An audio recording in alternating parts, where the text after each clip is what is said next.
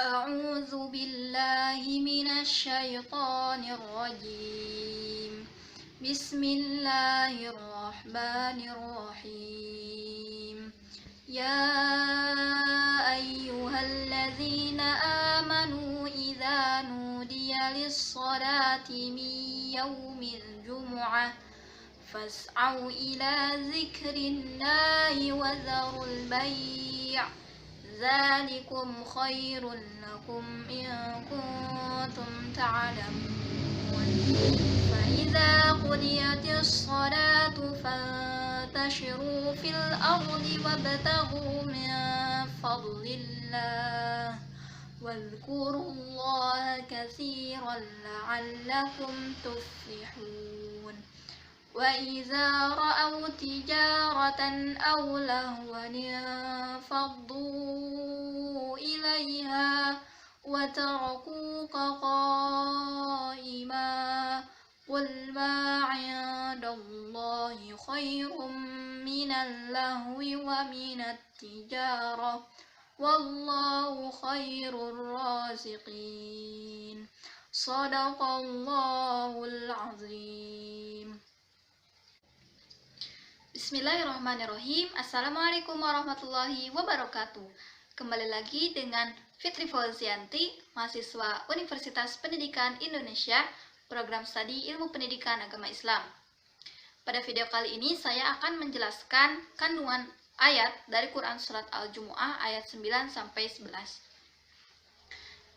Dan video ini saya ajukan sebagai salah satu tugas dari mata kuliah Tafsir Ayat Hukum. Sebagaimana yang telah kita ketahui bahwasannya manusia diciptakan oleh Allah Subhanahu wa taala tidak lain hanya untuk beribadah dan bersujud kepada Allah Subhanahu wa taala. Dan itu merupakan salah satu tujuan utama manusia hidup di muka bumi ini. Nah, salah satu bentuk ketaatan seorang hamba kepada Sang Penciptanya yaitu dengan mentaati semua perintahnya dan menjauhi semua larangannya. Termasuk di dalamnya terdapat perintah untuk melaksanakan sholat Jumat, perintah untuk tidak melupakan urusan akhirat, perintah untuk selalu berzikir kepada Allah Subhanahu wa taala, serta kewajiban-kewajiban yang lainnya.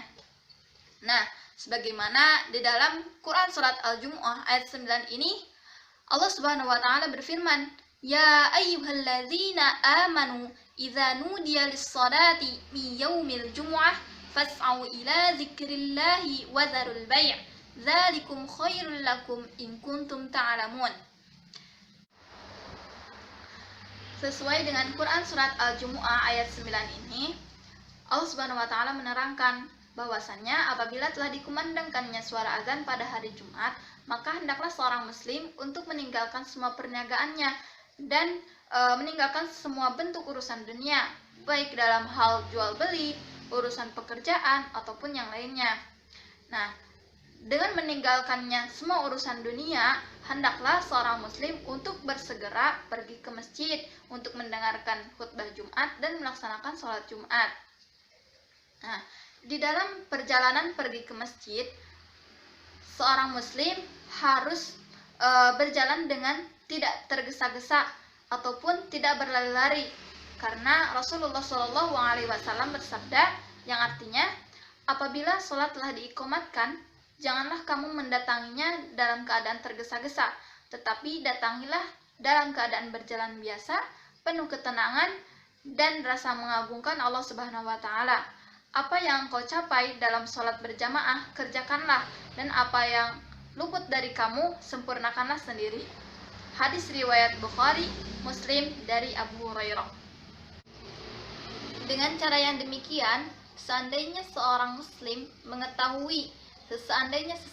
mengetahui betapa besarnya apabila ia menunaikan panggilan Allah, yaitu dengan cara menunaikan sholat Jumat dengan baik dan meninggalkan jual belinya itu, dan itu lebih baik daripada tetap diam di tempat hanya untuk memperoleh keuntungan dunia, sebagaimana Allah Subhanahu wa taala berfirman, "Wal akhiratu khairu wa abqa." Quran surat Al-A'la ayat 17, yang artinya padahal kehidupan akhirat itu lebih baik dan lebih kekal. Quran surat Al-A'la ayat 17.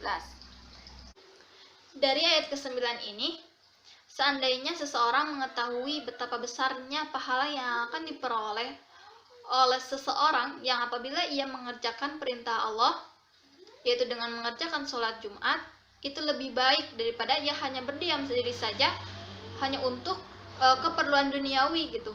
Sebagaimana tadi sudah dijelaskan di dalam Quran surat Al-A'la ayat 17 bahwasannya kehidupan akhirat itu lebih baik dan lebih kekal.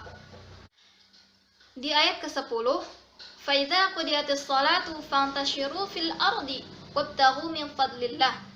Nah, apabila kalian telah melaksanakan atau menunaikan sholat, maka bertebaranlah kalian di muka bumi Allah, dalam artian diperbolehkan kembali untuk melaksanakan atau melanjutkan aktivitas, baik itu jual beli, pekerjaan, ataupun mencari kebutuhan untuk kehidupannya itu.